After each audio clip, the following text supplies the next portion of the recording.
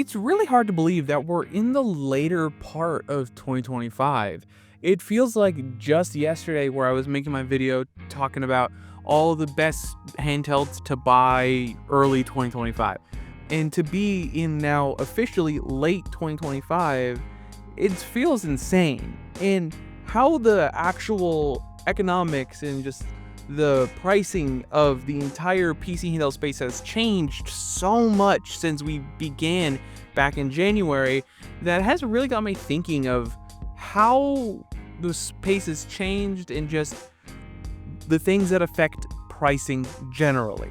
There's been things like tariffs, trade stuff has been happening, affecting the pricing, inflation, all sorts of things that are affecting the pricing, and some of it's just boiled down to just people are raising their prices. Companies are seeing that people are buying it at these inflated prices and be like, oh, we can raise them more until it inevitably reach a point where people simply can't buy it. But at the moment, there are some actually pretty decent handhelds. In past videos, I talked about how there really isn't a budget PC handheld. Especially because of the Steam Deck raising their price, there really isn't one under $400, and any of the ones that do exist are so terrible that they're simply not even worth considering.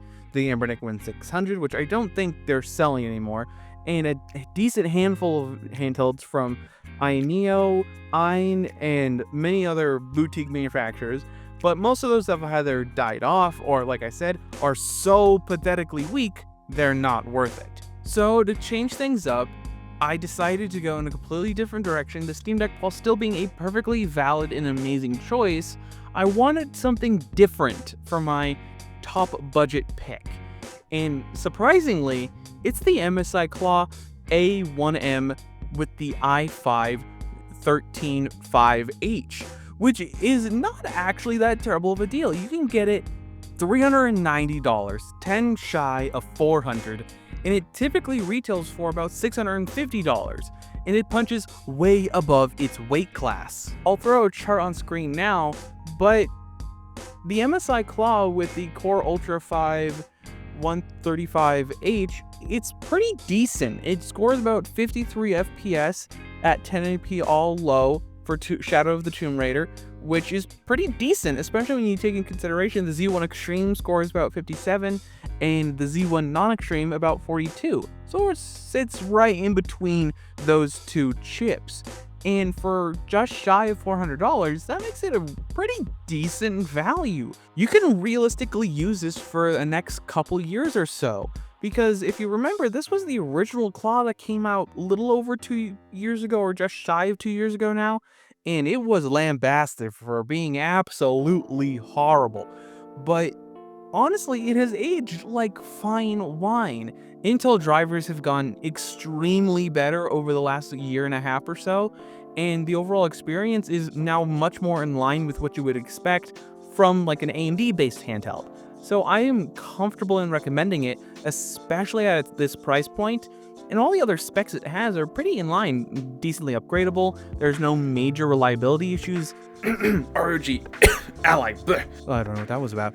But either way, this device is pretty decent. It has a 1080p 120Hz screen, only 7 inches, but I'm willing to make that compromise for less than $400. For all intents and purposes, it is functionally, in the way it looks and feels, just a black ROG Ally, and I'm personally more partial to it being black than being white, because I ain't paying $900 just to get the black one.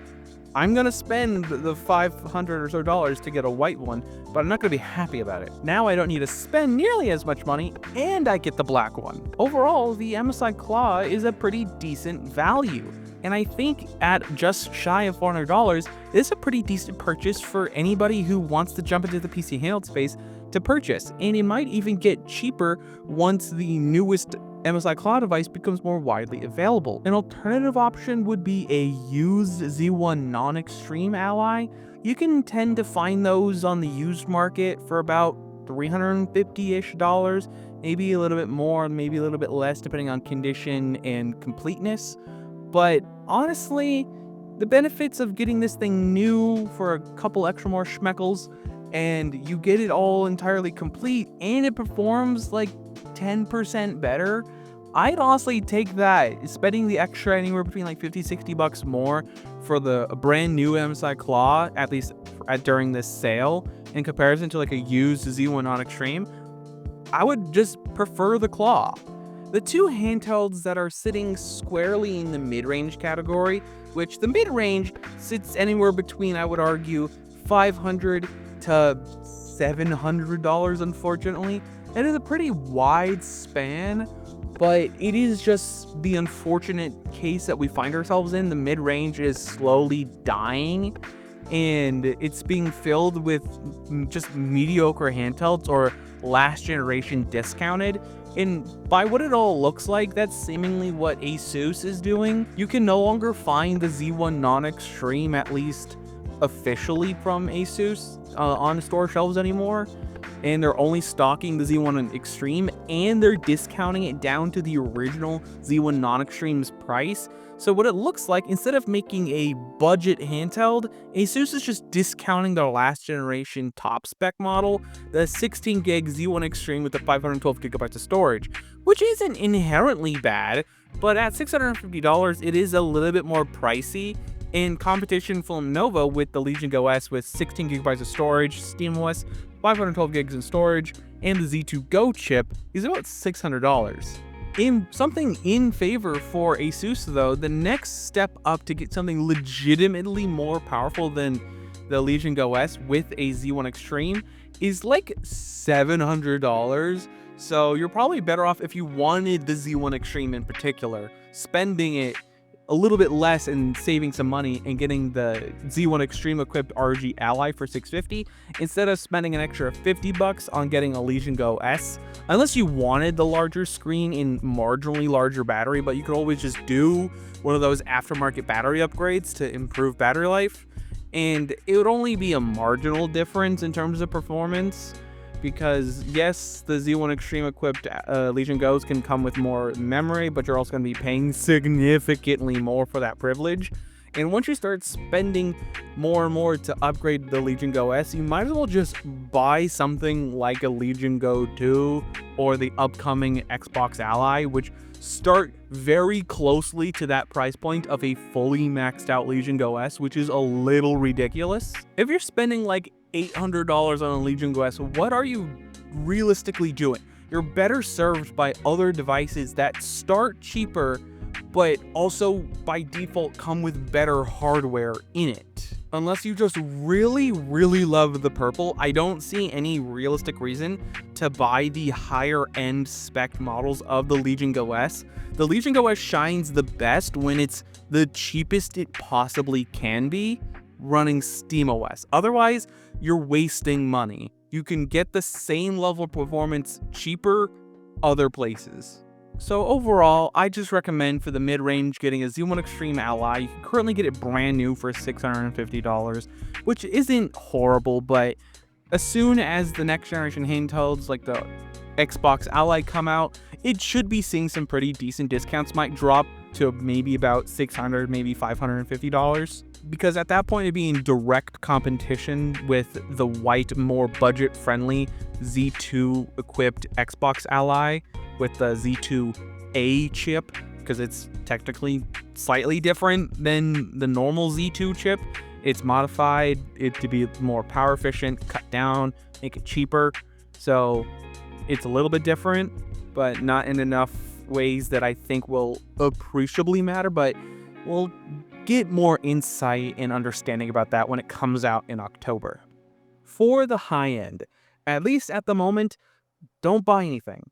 And if you do, make sure you buy within like a 30-day return window, because you're gonna want to take it back, because upcoming we're seeing some of the most impressive and most exciting PC handhelds to come out in quite some time. That being the Legion Go 2 and the ASUS Xbox collaboration, the Xbox ROG Ally, which is super exciting. And we've gained some more, not just more detail, but more concrete information about the Xbox Ally's pricing from actually, of all people, Best Buy, because somebody called in and was like, hey, how much is it? And they were like, oh, here's the price. And honestly, from what it looks like, At $550 for the Z2A equipped white model, that's pretty decent, and for the black model, $900. Expensive, but I would argue it's a little bit more worth it in comparison to the one we might find on the Legion Go 2. That price is a little bit harder to justify, starting at about $1,100 and going nearly as high as $1,500 for the 2TB model, which is insane. You should not be spending $1,500 on a PC handheld that in the span of a year would be outdated. It's just not financially logical in my head. It just doesn't make sense. At least gaming laptops hold their value a little bit better, and it could be argued that they're better in terms of compactness for gaming amount you can do with it, given its price. It's a whole debate that I had in a video a while back, and people weren't happy entirely with my conclusion. But overall, if you're spending $1,500 on a gaming device, you're probably better served to buy a gaming laptop than you are in a gaming handheld. Yes, it is significantly less portable, but you're spending so much for a less than stellar gaming experience. With $1,500, you can get a gaming laptop with like an RTX 5070 in it. You can realistically play games at like 4K Ultra at like over 100 FPS. It is so horrible of a value for the Legion Go 2 to be competing in price very similarly to some premium gaming experiences. And the Legion Go 2 will provide a fine experience. It's not that it's horrible. It's just that when you price it at $1,500, you necessitate the comparison to things that are of equivalent value, because it is unmatched in terms of PC handhelds. The only other handhelds that come close to that price are from the boutique manufacturers like Neo, GBD, and 1X Player. And I can justify those guys existing because they are just for enthusiasts. If you are the cutting edge, the most intense fan of this handheld form factor, you're gonna buy a 1X Player, an Neo, or whatever other manufacturer out there you might be more interested in. A Legion Go 2 is generally for the more average consumer.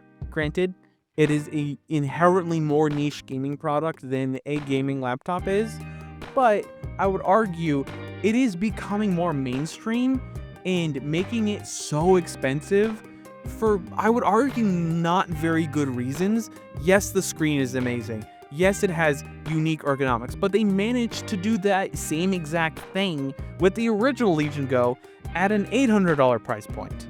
The new Xbox Ally is, yes, expensive too, but I would argue it justifies it a little bit better, especially considering the base model starting at $900 already comes with 24 gigs of memory, 1 terabyte of storage.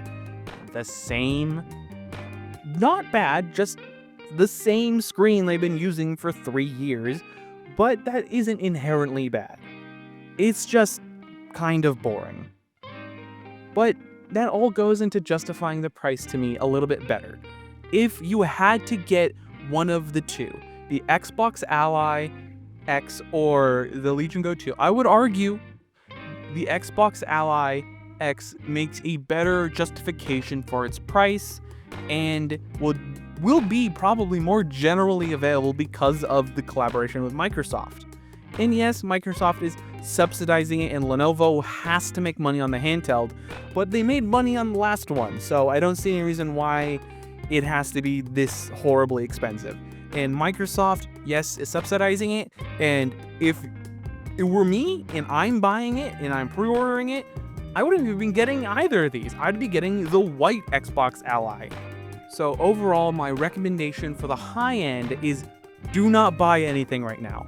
You have to wait 1 month and I'll make an updated list once the hype has died down a bit, probably sometime in November, an updated list to see how the market reacts and how the prices will change leading deeper into the holiday season, so we can really see what the effects of the Xbox Ally Black and White Edition and Legion Go 2 will have on the wider market. But as things stand today, the overall budget pick is the MSI Claw for about just shy of $400 at $390. The mid-range pick is a Z1 Extreme ROG Ally at $650. And don't buy a high-end system.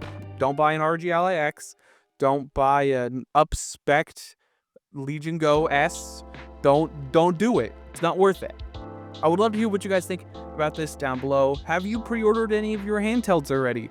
Or are you deciding to make a purchase for a more budget-friendly handheld like the MSI Claw?